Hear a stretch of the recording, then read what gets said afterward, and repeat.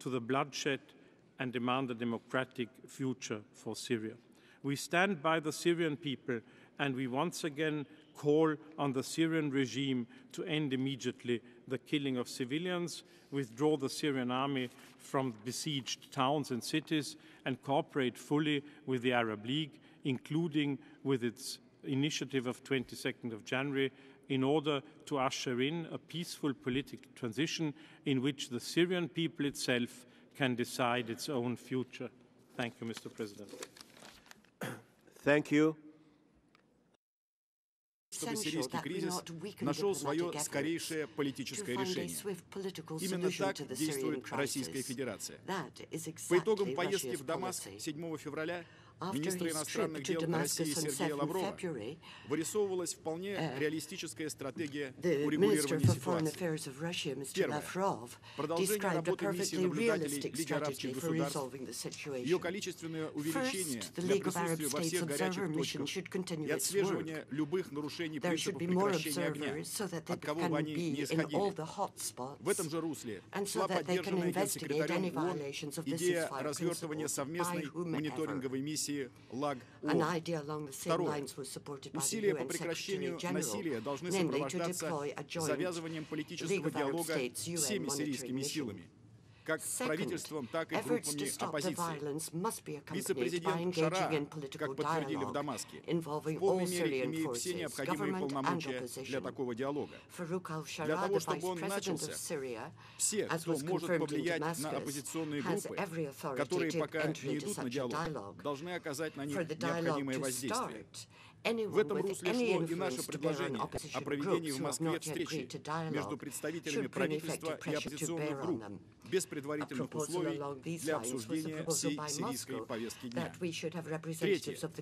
Принятие новой конституции в Сирии, подготовка и проведение на ее основе всеобщих выборов на многопартийной основе. Новый элемент ситуации привнесло решение ЛАГ от 12 февраля.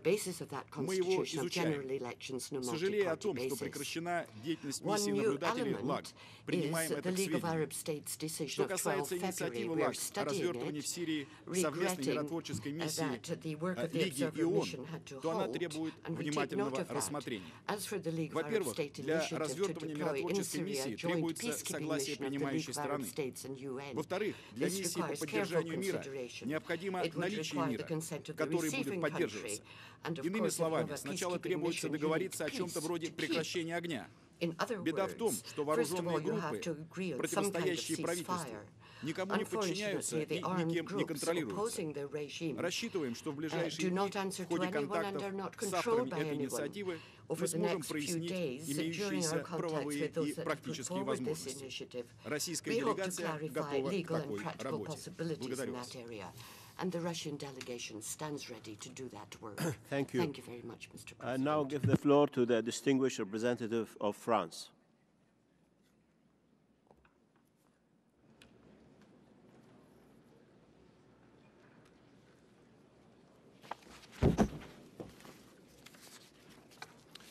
Monsieur le Président, je vous remercie d'avoir pris l'initiative d'organiser cette importante réunion. Je remercie aussi la haute commissaire aux droits de l'homme d'avoir présenté à l'Assemblée générale le dernier état de la situation en Syrie. Je m'associe enfin à la déclaration que vient de prononcer le représentant de l'Union européenne.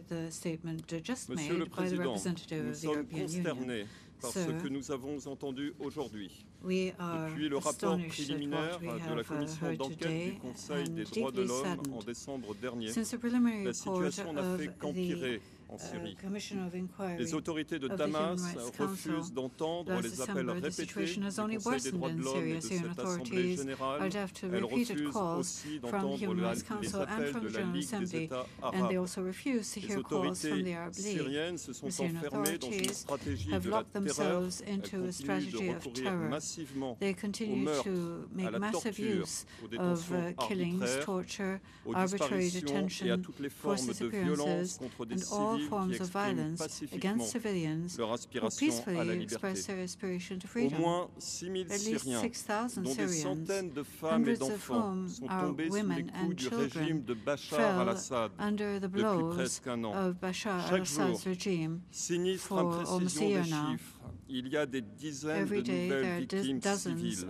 Le rythme est à ce point élevé que la haute commissaire ne peut plus en faire un compte exact depuis le début de cette année. Pire, le veto de 2 membres du Conseil de sécurité a conforté le régime syrien dans sa logique de tueur. Ce régime considère maintenant qu'il a carte blanche pour massacrer son peuple. Il n'hésite plus à recourir à l'artillerie lourde pour faire taire toute forme d'opposition. Les villes protestataires, notamment Homs, sont assiégées et privées de tout. Les hôpitaux eux-mêmes sont devenus des centres de torture et de détention, autant toute chance de survie aux blessés. La situation humanitaire s'aggrave de jour en jour alors que les autorités refusent toujours l'accès aux personnes en difficulté. La commission d'enquête nous l'avait dit en décembre. La haute commissaire l'a confirmé aujourd'hui, le régime syrien est coupable de crimes contre l'humanité. L'impunité doit cesser. Les autorités syriennes, en premier lieu le président Assad, devront répondre de leurs actes devant la justice. Notre attachement à la lutte contre l'impunité est connu. Nous tenons à le réaffirmer aujourd'hui face aux crimes qui se déroulent en Syrie. Monsieur le Président, le double veto opposé au Conseil de sécurité n'empêchera pas la communauté internationale de rester mobilisée dans la défense du peuple syrien. Ce veto ne nous arrêtera pas. La France et ses partenaires continueront d'œuvrer dans toutes les enceintes afin de faire cesser les violences. Nous devons continuer à soutenir l'initiative de la Ligue des États arabes. Depuis plusieurs mois, la Ligue fait tout son possible pour mettre fin aux violences, trouver une solution pacifique à la crise et répondre aux aspirations légitimes du peuple syrien. Le plan d'action qu'elle a adopté le 2 novembre et complété le 22 janvier pose les jalons d'une transition démocratique en Syrie qui inclut le transfert de l'autorité du président Bachar al-Assad et le lancement d'un dialogue national dans un environnement libre de toute violence. Il s'agit là de la seule initiative de paix crédible. L'implication des acteurs régionaux est le gage de sa viabilité. Monsieur le Président, nous saluons la décision prise hier par la Ligue des États arabes de nommer un envoyé spécial chargé de mettre en œuvre le plan arabe. Nous souhaitons que le secrétaire général des Nations Unies renforce ses liens avec la Ligue des États arabes, notamment par le biais de cet envoyé. À l'appel de la Ligue, notre Assemblée sera aussi saisie. Il importera alors de manifester tout notre appui aux mesures qu'elle propose. Les efforts de la communauté internationale doivent en effet converger pour appuyer l'initiative arabe. C'est pourquoi nous apportons notre plein soutien à la création d'un groupe des amis du peuple syrien afin de réunir tous les États qui condamnent les exactions du régime de Bachar al-Assad et soutiennent une transition pacifique en Syrie. Ce groupe permettra d'accentuer la mobilisation internationale en coordonnant les pressions sur le régime syrien. Il permettra également de montrer au peuple syrien que la communauté internationale ne l'abandonne pas. Monsieur le Président, nous saluons aussi les manifestants de Syrie qui luttent à main nue, pacifiquement, pour défendre leurs droits, leur liberté et leur dignité. Nous admirons leur courage et appelons l'opposition à se rassembler autour du Conseil national syrien, dont nous saluons le projet d'établir une Syrie démocratique et pluraliste, fondée sur le respect des droits de l'homme et garantissant les droits des minorités et de leurs membres. Enfin, la situation en Syrie sera au centre de l'attention de la 19e session du Conseil des droits de l'homme dans quelques semaines. La commission d'enquête présentera alors son rapport final et ses recommandations. Ceux-ci seront examinés avec la plus grande attention. Nous appelons le Conseil des droits de l'homme à saisir cette prochaine occasion pour condamner unanimement et avec la plus grande fermeté les exactions du régime de Bachar al-Assad. Je vous remercie. Thank you. I now give the floor to the distinguished representative of Japan.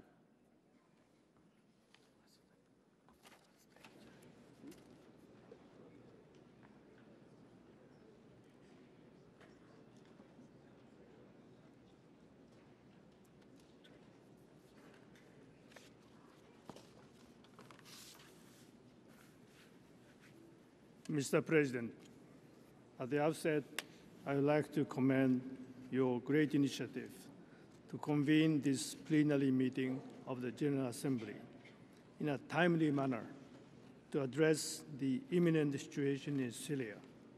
I'd also like to thank High Commissioner for Human Rights, Ms. Navi Pillay, for her informative briefing on the deteriorating human rights situation in the country.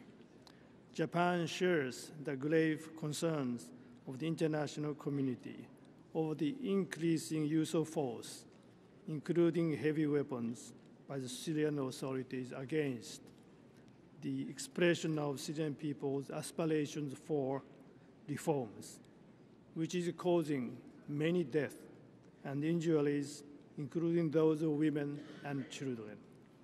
Japan expresses its condolences to all the victims of the various atrocities in Syria.